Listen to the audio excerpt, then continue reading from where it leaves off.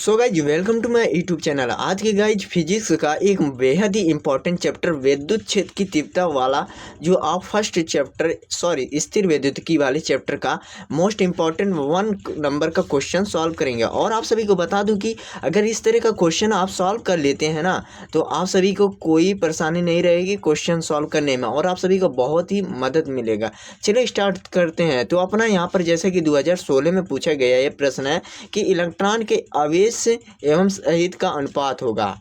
तो इलेक्ट्रॉन का आवेश आप जानते हैं कितना होता है। इलेक्ट्रॉन का आवेश आप जानते हैं 1.6 × 10⁻19। ये आपको याद करना पड़ेगा। तो इसका आपका सी ऑप्शन करेक्ट हो जाएगा। और आप सभी कितना सही करते हैं वो सब कमेंट में बताइएगा। और यहाँ पर तो ये जैसा कि प्रश्न दे दिया है कि 1 माइक्रोकुलाम 4 माइक्रोकुलाम के दो आवेश एक दूसरे के कुछ दूरी पर रखे हैं, उन पर लगने वाला बल के अनुपात ज्ञात कीजिए। यहाँ पर देखिए आपको Q और Q2 दिया है, तो आपको कुछ दूरी पर रखे हैं, उसका बल का अनुपात ज्ञात करना है। कैसे ज्ञात करेंगे ये तो पूछा गया है 2000 इस एक किसी में नहीं पूछा गया। चलिए इससे भी सॉल्व कर ले रहे हैं। जहाँ पर आपका Q1 1 माइक्रोकुलाम है और आप सभी जानते हैं 1 माइक्रोकुलाम का मतलब होता है 1 × 10⁻⁻6 माइक्रोकुलाम आपका 10⁻⁻6 होता है। और दूसरा दिया था 4 माइक्रोकुलाम जो एक दूसरे के समान दूरी पर बताया गया। तो इसका बल ज्ञात कीजिए। तो मैंने मान लिया F1 बराबर 1/4 पाई एप्सिलॉन। आपको कूलॉम का नियम याद होना चाहिए। Q1 और Q2 समान है, तो यहाँ पर देखिए r² Q1 का मान रख दे रहे हैं यहाँ पर, तो 1/4 एप्सिलॉन लिखना है। फिर आपको Q1 का मान यहाँ पर 1 माइक्रो कूलॉम है, मतलब 1 × 10⁻⁻6 है, ठीक, r²। ये आपका इक्वेशन समीकरण 1 मान लीजिए, ठीक है। आपको अब इसी तरह F2 को ज्ञात करना है। F2 आपका दिया है 1/4 पाई एप्सिलॉन, आपको मान लिखना ही है। और Q2 का मान आपका 4 है और × 10⁻⁻6 है, ठीक। तो आपको r² रख देना है। अब ये समीकरण 2 मान लीजिए। समीकरण 1 और 2 को रखने पर समीकरण 1 तथा 2 से, ठीक है, तो F1/F2 भाग देने पर हम कह सकते हैं कि ये जो 1/4 एप्सिलॉन जो है, पहले तो आपको सिंप्लीफाई अच्छे से कर दें, नहीं तो समझ नहीं आएगा। ये देखिए आपको 10⁻⁻6 यहाँ पर है, बटे में r² है। F1 का मान, F2 का मान आपका क्या है 1/4 पाई एप्सिलॉन, 1/4 पाई एप्सिलॉन गुणे 4 × 10⁻⁻6 जो आपको देख सकते हैं। ये आपको इतना लिखना है, फिर r²। आप देख सकते हैं कि a जो है इससे कट जाएगा और a इससे कट जाएगा और 10⁻⁻6 कट जाएगा। तो आपका F1/F2 का मान क्या हो जाएगा, F1 अनुपात F2 का मान आपका यहाँ पर 1 बचा है, तो F1 का मान 1/4। आपका करेक्ट आंसर हो जाएगा पहला। तो छठवां पहला हो जाएगा। चलिए अपने सातवें की तरफ। और ये क्या दिया है, निर्वात की विद्युतशीलता का मात्रक। अब निर्वात की विद्युतशीलता मतलब कि 1/4 पाई एप्सिलॉन पूछा है, इसका मात्रक कैसे निकालेंगे चलिए इससे सीख ले रहे हैं। निर्वात की विद्युतशीलता का मात्रक, अगर आप मेरे वीडियो में बने रहेंगे ना, आपको बहुत अच्छे से निपटारा करके सिखाऊंगा और बहुत बेहतरीन तरीके से। देखिए आप जानते हैं ना, F बराबर कूलॉम के नियमानुसार 1/4 पाई एप्सिलॉन होता है, Q1 Q2 होता है, आप तो जानते ही हैं, फिर r² होता है। तो हमको इसका निकालना है। ये जो दिया है ये निर्वात होता है, तो हम अगर इस साइड इसे चेंज कर रहे हैं 1/4 एप्सिलॉन को, तो ये हमारा ये तिर्यक गुणा यहाँ हो जाएगा। तो ये आपको Q1 Q2 बटे F है r², ठीक है। आपको r² है ये, इस तरह लिखेंगे। तो आप सभी को क्या करना है कि यहाँ पर जो दिया है Q1 Q2 आवेश का मात्रक होता है कूलॉम। यहाँ पर देखिए डबल है, कूलॉम² हो जाएगा, कूलॉम²। और बल का मात्रक आप जानते हैं न्यूटन होता है, न्यूटन मीटर। यहाँ पर r दूरी है, जो आपको r जो व्यक्त किया जाता है मीटर में, और मीटर² हो जाएगा। अगर आप इस तरह भी लिख सकते हैं, इसे इंग्लिश में जो लिखा है इसका मात्रक कूलॉम²। अगर इसके ये न्यूटन है, n से दर्शाते हैं और m से इसे दर्शाते हैं, ठीक है। तो मीटर²। आपका ऑप्शन क्या दिया है, आपके जो मैंने बताया उसमें से आपके आंसर में कूलम्ब स्क्वायर और न्यूटन इनवर्स है। इनवर्स कैसे लगता है आप सभी को ये भी जान लीजिए। इनवर्स जैसे देखिए, आप सभी इसको ऊपर ले जाएंगे ना, इसे हर को अंश में ले जाएंगे तो इनवर्स लग जाएगा, तो आपको न्यूटन इनवर्स और ये आपका मीटर इनवर्स स्क्वायर हो जाएगा। अपना नेक्स्ट क्वेश्चन है विद्युत क्षेत्र की तीव्रता। आप जानते हैं विद्युत क्षेत्र की तीव्रता का मात्रक पूछा है। यहाँ पर देखिए 2016 और 17 में पूछा है, लगभग आपको इस साल पूछने के ज़्यादा संभावना है। तो आप सभी बता दूं कि विद्युत क्षेत्र को ई से प्रदर्शित करते हैं और इसका मतलब कि मात्रक होता है E बराबर F/Q। आप लोग जानते होंगे। तो F का मान होता है न्यूटन होता है और मतलब मात्रक होता है, और Q का मान कूलम्ब होता है। तो ये आपका C चौथा ऑप्शन करेक्ट हो जाएगा। तो आपका चौथा ऑप्शन है। और गाइस अपना 2017 में पूछा गया एक प्रश्न है, ये सब आप सब मतलब आसानी से ज्ञात कर सकते हैं। यहाँ पर देखिए Q का मान दे दिया, R का मान दे दिया, आपको द्विध्रुव आघूर्ण निकालना है। ठीक है, आपको बहुत आसानी से निकल जाएगा। यहाँ पर देखिए एक दूसरे से 5 सेंटीमीटर दूरी पर है और द्विध्रुव आघूर्ण का मतलब इसके कमेंट में हमको बताइएगा इसका सूत्र। और यहाँ पर देखिए अगला क्वेश्चन हमको क्या दिया है कि विद्युत क्षेत्र में EP आघूर्ण वाले द्विध्रुव पर लगने वाला बल आघूर्ण, यहाँ पर देखिए पूछ ही लिया है बल आघूर्ण। यहाँ पर द्विध्रुव आघूर्ण में अंतर बहुत है। तो यहाँ पर देखिए EP में आप क्या जो भी पढ़े रहते हैं ना भाई साहब, आप सब भुला जाते हैं। यहाँ पर देखिए कंफ्यूज करने वाली, हम सभी ने P क्रॉस E क्रॉस जानते हैं, लेकिन यहाँ पर देखिए इंटू में दे दिया है, यहाँ पर इस तरह दे दिया है, क्रॉस में दे दिया, यहाँ पर इंटू में दिया है। तो आपका आंसर B वाला करेक्ट करके आइएगा।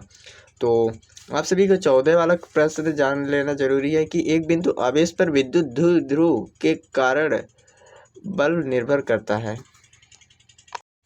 तो आप सभी ने कूलम्ब का नियम पढ़ा ही होगा। उन्होंने बताया था कि जो बल है उसके व्युत्क्रमानुपाती दूरी को होता है। तो आप सभी को ऑप्शन दूसरा करेक्ट करके आना ही है। यहाँ पर देखिए एक R³ दिया है, एक R⁴ दिया, एक R दिया। तो आपको याद ही होगा, ये बराबर हमने जो अभी क्वेश्चन सॉल्व किया है 1/4 पाई एप्सिलॉन Q1 Q2 बटे R²।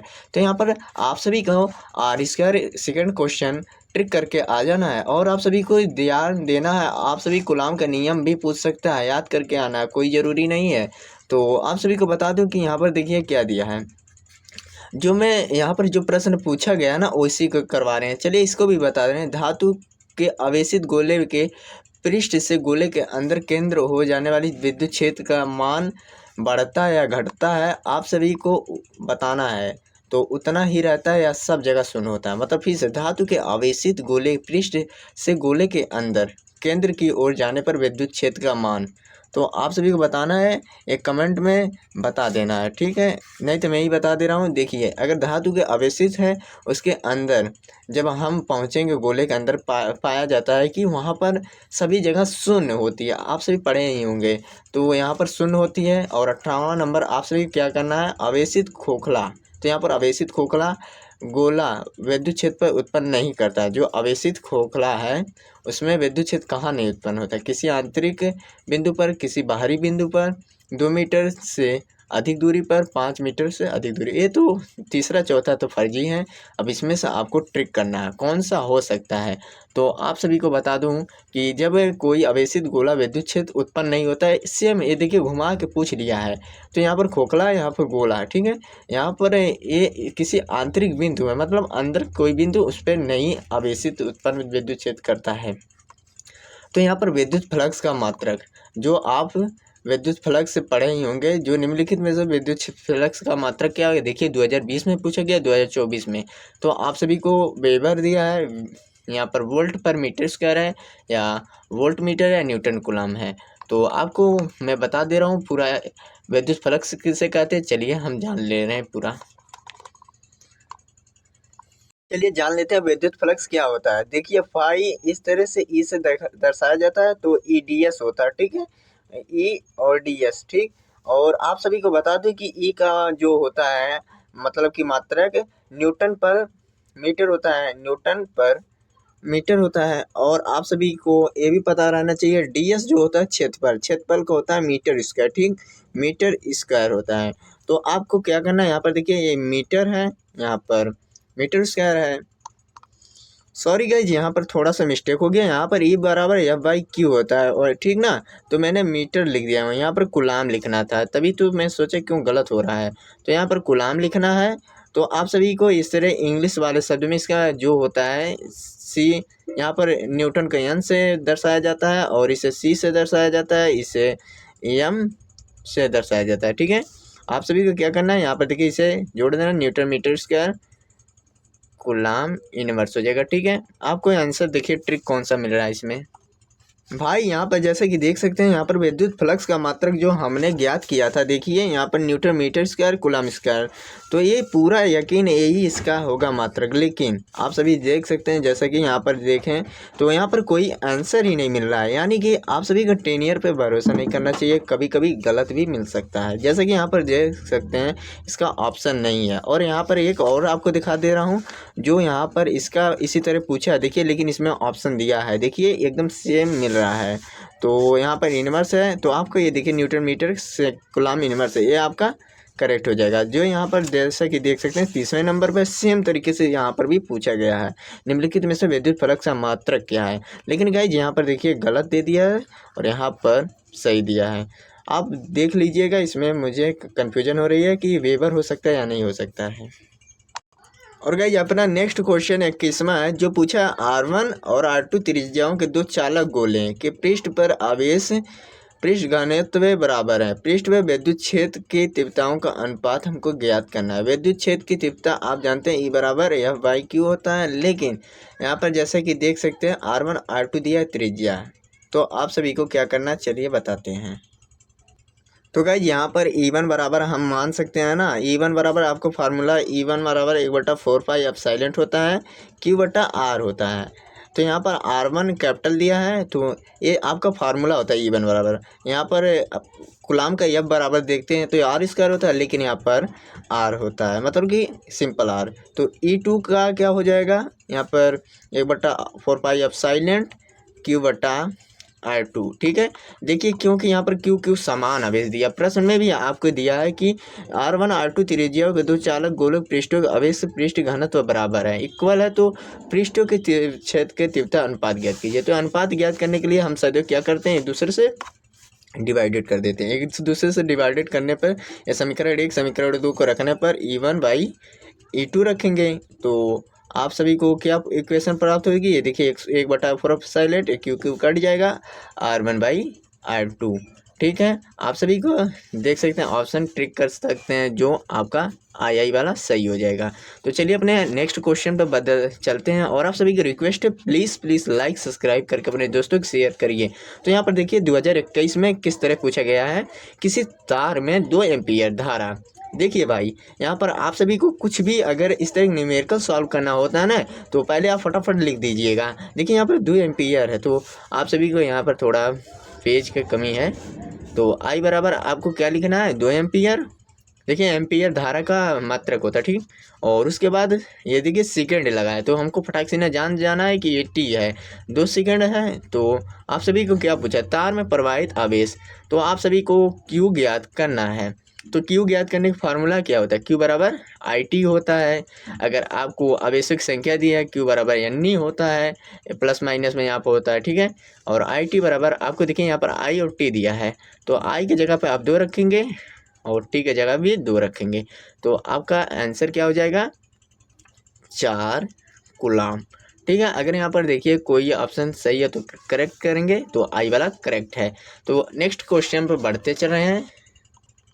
आप सभी का बहुत ही इंपॉर्टेंट क्वेश्चन, जो बड़े प्यारा प्रश्न है, जो कि बहुत लड़के बच्चे कंफ्यूज हो जाते हैं। जो यहाँ पर जैसे कि देख सकते हैं, 2 बिंदु आवेश K1 परावैद्युतांक वाले माध्यम में रखे हैं, मतलब कि 2 बिंदु आवेश है, तो यहाँ पर K1 परावैद्युतांक वाले माध्यम में रखे, उनके मध्य लगने वाला स्थिर वैद्युतिक बल F है। ठीक है, यहाँ पर F दे दिया है। यदि माध्यम का परावैद्युतांक K2 हो जाए तो इनके मध्य स्थिर विद्युत बल क्या होगा। तो आप सभी को पहले क्या इक्वेशन लिखना है, यहाँ पर दिया हमको है Q1 और Q2 दिया है, ठीक है। Q1 Q2 आपस में इक्वल है, और दिया है K1 परावैद्युतांक। आप सभी जानते ही हैं, अगर आप सभी को पता है, जो यह बराबर 1/4 आप साइलेंट हम लिखते हैं, तो ये हम K का मान ही लिखते हैं, ठीक है। तो K, तो आपको Q1 Q2/R² होता है, ठीक। आपको इतना लिखना है K1, यहाँ पर F1 लिखना है, यहाँ पर F2 लिख देना है। F2 का आपका मान होता है, यहाँ पर K2 दिया है और K1 K2 बटे आर स्क्वायर। ठीक, तो सिंपल फंडा आपको समीकरण 1 और समीकरण 2 इस तरह लिख देना है। अब चलिए हमको F2 का मान ज्ञात करना है। F1 F2 पहले इस तरह समीकरण 1 समीकरण 2 को मतलब भाग देने पर, तो यहाँ पर देखिए, यहाँ पर हमको क्या खाली मिलेगा, K1/K2, क्योंकि K1 K2 सब सेम इक्वेशन है, सब सेम है, तो कट कट जाएगा। तो यहाँ पर आपको बचेगा K1/K2। आपको क्या ज्ञात करना था, F2 का मान। F2 का मान ज्ञात करने के लिए हमको F1 इस साइड भेज देना है। तो आपको क्या करना है, K1/K2 हो जाएगा और F1 हो जाएगा, तो ये 1/F2 हो जाएगा। ठीक ना, 1/F2। अगर हम F2 का मान अगर हम ज्ञात करें F2, तो हमको क्या चेंज करना पड़ेगा, K2/K1 बटे F1। यही आपका आंसर करेक्ट हो जाएगा। तो आपको आशा करता हूँ इतना तो अच्छे से समझ आ गया होगा। अगर इस तरह का प्रश्न आए तो आप सभी आसानी से सॉल्व कर सकते हैं। तो आप लाइक सब्सक्राइब कर दीजिए। बस इतना ही आज के लिए, और कुछ आपको इम्पोर्टेंट दिखा दे रहा हूँ अपने जो किताब में से क्या पूछने का नज़रिए इसमें आपकी दाहिना है। अगर आपको बता दूँ 2023-24 का क्वेश्चन पेपर सॉल्व कर रहे हैं तो आपको बहुत आसानी होगी। तो यहाँ पर देखिए, विशिष्ट आवेश पर से क्या समझते हैं, ये तो नहीं, विद्युत द्विध्रुव क्या है, इसके बारे में आपको न्यूमेरिकल सॉल्व करने के लिए आ जाएगा। तो आप सभी को ये भी याद कर लेना, अच्छे से पढ़ लेना है, और ये भी याद कर लेना विद्युत फ्लक्स क्या होता है। विद्युत क्षेत्र में किसी क्षेत्र पर का अभिलंबवत जैसा गुजरने वाली विद्युत बल रेखाओं की विद्युत फ्लक्स कहते हैं।